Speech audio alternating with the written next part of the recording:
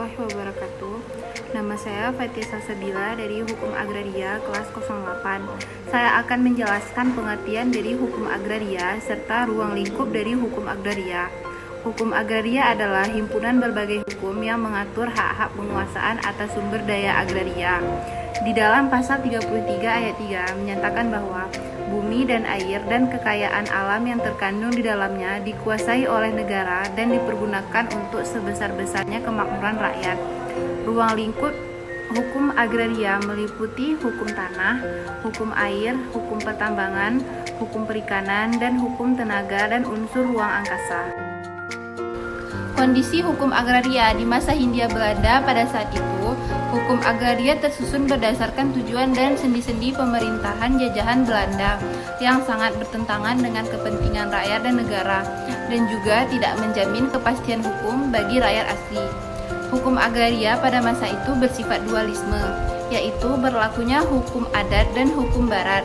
Pada masa VOC terdapat kebijakan stelsel kontingen, yaitu pembayaran pajak dalam bentuk in natura berupa hasil bumi dengan jumlah tertentu dan tidak memperoleh pembayaran. Kemudian di dalam pasal 1 Agraris Besluit yang dimaksud dengan domain verklaring adalah setiap bidang tanah yang tidak dapat dibuktikan kepemilikannya adalah milik negara. Pada masa itu terdapat dua sistem kadaster, yaitu yang pertama Rehkadaster yang berlaku hanya untuk masyarakat tanah barat. Hanya masyarakat tanah barat yang dapat memiliki sertifikat atas tanah.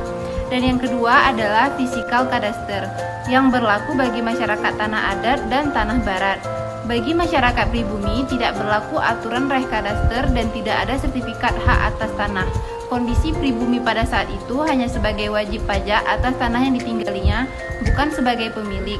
Surat wajib pajak tersebut tidak bisa dijadikan bukti kepemilikan, dan jika ada WNA yang ingin mengambil tanah seorang pribumi, maka dapatlah dilakukan olehnya, karena tidak ada peluang bagi pribumi untuk mendapatkan sertifikat atas tanah.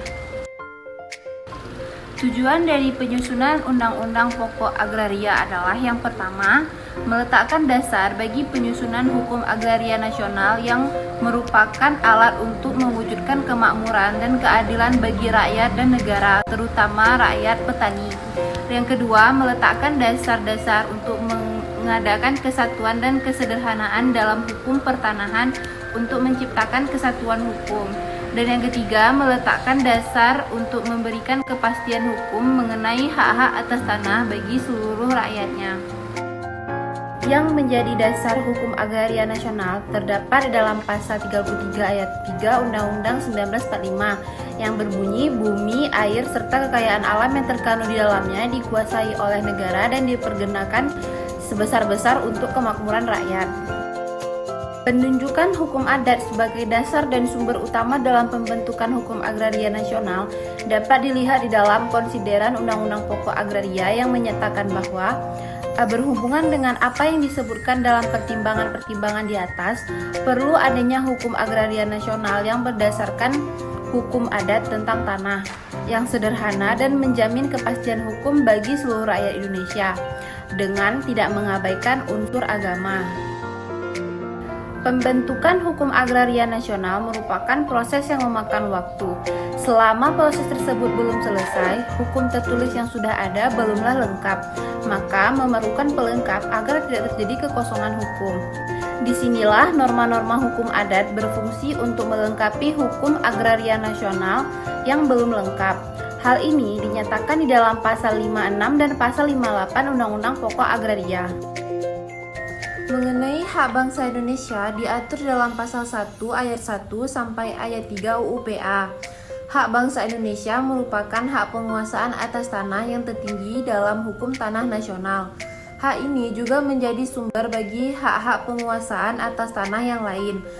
Hak bangsa Indonesia mengandung dua unsur, yaitu unsur kepunyaan dan unsur tugas kewenangan. Unsur kepunyaan berarti subjek atas hak bangsa Indonesia ada pada seluruh rakyat Indonesia dan meliputi seluruh wilayah Indonesia. Unsur tugas kewenangan berarti tugas kewenangan untuk mengatur penguasaan dan memimpin pengurusan tanah dilaksanakan oleh negara. Hak bangsa Indonesia merupakan sebuah hubungan hukum yang bersifat abadi. Ini berarti selama rakyat Indonesia yang bersatu sebagai bangsa Indonesia masih ada, dan selama bumi, air, dan ruang angkasa Indonesia masih ada pula, dalam keadaan yang bagaimanapun, tidak ada suatu kekuasaan yang akan dapat memutuskan atau meniadakan hubungan tersebut. Hak menguasai dari negara diatur dalam pasal 2 UU PA.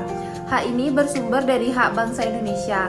Kewenangan yang terdapat di dalam hak menguasai dari negara merupakan kewenangan yang bersifat publik, sehingga hak ini tidak sama dengan konsep domain yang diberlakukan oleh pemerintah kolonial Belanda. Menurut ketentuan pasal 2 ayat 2 UU PA, hak menguasai dari negara memberi wewenang untuk 1. Mengatur dan menyelenggarakan peruntukan, penggunaan, persediaan, dan pemeliharaan bumi, air, dan ruang angkasa. Yang kedua, menentukan dan mengatur hubungan-hubungan hukum antara orang-orang dengan bumi, air, dan ruang angkasa. Dan yang ketiga, menentukan dan mengatur hubungan-hubungan hukum antara orang-orang dan perbuatan-perbuatan hukum yang mengenai bumi, air, dan ruang angkasa. Subjek dari hak menguasai dari negara adalah Negara Republik Indonesia sebagai organisasi kekuasaan seluruh rakyat Indonesia dan meliputi semua tanah yang berada di wilayah Republik Indonesia, baik tanah yang belum maupun yang sudah dimiliki dengan hak perorangan. Hak ulayat diatur di dalam pasal 3 Undang-Undang Pokok Agraria. Hak ulayat merupakan serangkaian wewenang dan kewajiban suatu masyarakat hukum adat yang berhubungan dengan tanah yang terletak di dalam lingkungan wilayahnya. Subjek dari hak ulayat adalah masyarakat hukum adat, baik yang masyarakat itu tinggal di wilayah yang sama maupun yang terikat dengan hubungan darah. Pengaturan terkait hak milik diatur pada pasal 33 Undang-Undang Dasar 1945 mengenai hak penguasaan tanah milik perorangan oleh negara. Ketentuan di pasal 28G dan pasal 28H ayat 4 Undang-Undang 1945 yang mengisyaratkan bahwa setiap warga negara memiliki hak untuk mendapatkan perlindungan terhadap seluruh harta benda yang berada di bawah kekuasaannya, dan setiap orang berhak untuk memiliki hak milik pribadi, dan hak milik tersebut tidak dapat diambil alih secara sewenang-wenang oleh siapapun juga.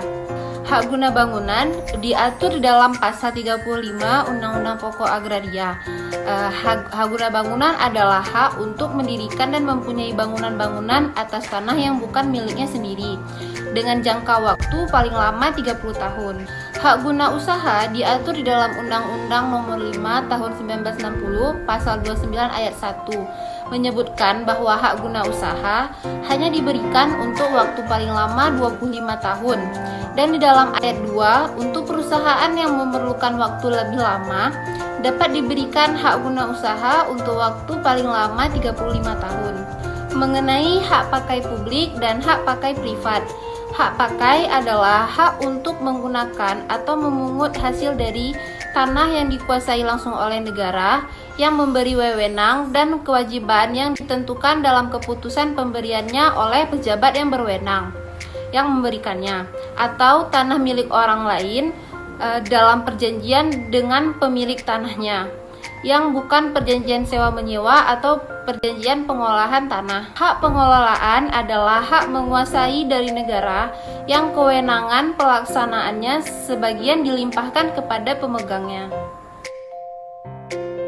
Yang menjadi subjek pemegang hak sewa adalah yang menyewa apartemen, dan yang menjadi subjek pemegang hak milik adalah PT Matahari.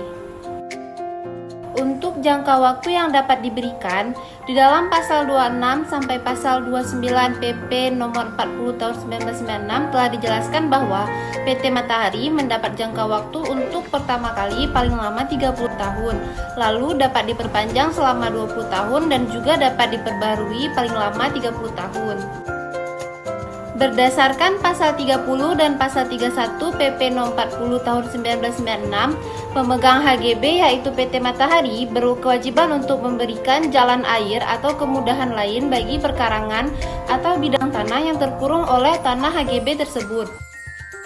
Menurut pasal 35 ayat 1 UPA, hak guna bangunan adalah hak untuk mendirikan dan mempunyai bangunan-bangunan atas tanah yang bukan miliknya sendiri dengan jangka waktu paling lama 30 tahun dan dapat diperpanjang dengan jangka waktu paling lama 20 tahun dan dapat beralih dan dialihkan kepada pihak lain. HGB juga dapat dijadikan jaminan hutang dan dibebani dengan hak tanggungan. Jadi dalam hal ini PT Matahari dapat menjaminkan objek HGB-nya kepada bank. Berdasarkan pasal 32 PP nomor 40 tahun 1996, PT Matahari berhak menguasai dan menggunakan tanah sesuai dengan waktu yang ditentukan, mendirikan dan mempunyai bangunan untuk keperluan pribadi maupun usahanya, mengalihkan hak tersebut kepada orang lain, serta membebani dengan hak tanggungan. Kemudian berdasarkan pasal 30 dan pasal 31 PP nomor 40 tahun 1996, PT Matahari sebagai pemegang HGB berkewajiban untuk membayar uang pemasukan, menggunakan tanah sesuai peruntukannya, memelihara dengan baik tanah dan bangunan yang ada di atasnya, menyerahkan kembali tanah yang diberikan dengan HGB apabila jangka waktunya telah habis, dan menyerahkan sertifikat HGB yang telah dihapuskan kepada kantor pertanahan dan memberikan jalan air atau kemudahan bagi bidang tanah yang terkurung di dalamnya. Perlindungan hukum terhadap pemegang hak milik atas tanah yang belum bersertifikat sebagaimana diatur dalam pasal 32 dan 27 PP nomor 24 tahun 1997 tentang pendaftaran tanah, yaitu dapat mengajukan pengaduan, keberatan dan gugatan melalui pengadilan untuk mencari kebenaran mengenai kepemilikan hak atas tanah yang sah.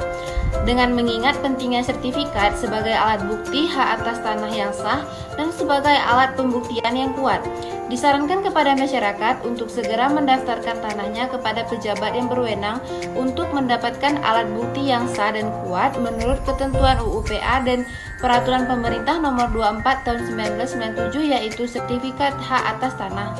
Kemudian, terkait perlindungan hukum kepada pemegang hak atas tanah yang belum bersertifikat, pertama-tama memerlukan tersedianya perangkat hukum tertulis, jelas, dan lengkap. Oleh karena itu, diharapkan peraturan perundang-undangan di Indonesia dalam bidang pertanahan perlu direvisi kembali sesuai dengan keadaan sekarang ini.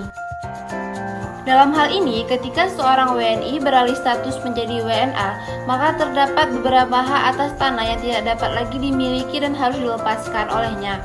Berdasarkan UU PA, status kepemilikan tanah dan bangunan yang dapat dimiliki oleh WNA yang tinggal di Indonesia hanyalah sebatas hak pakai atau hak sewa.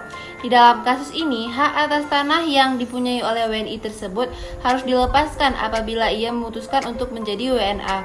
Ketentuan ini ditegaskan dalam pasal 21 UPA bahwa WNI yang mempunyai hak milik atas tanah dan kemudian beralih menjadi WNA wajib melepaskan hak tersebut dalam jangka waktu 1 tahun setelah hilangnya kewarganegaraannya. Di dalam hal ini, WNI yang telah berkewarganegaraan asing tersebut dapat mengalihkan hak milik atas tanahnya itu kepada anak-anaknya yang masih berkewarganegaraan Indonesia. Dapat beberapa cara untuk melindungi kepentingan atas tanah tersebut. Salah satunya dengan cara memberikan atau merubah status kepemilikan tanah tersebut menjadi milik anaknya. Ataupun jika dia tidak memerlukan tanah tersebut, ia dapat menjualnya dan juga dapat memberikan secara cuma-cuma dalam artian hibah, wakaf, sedekah, dan lain-lain.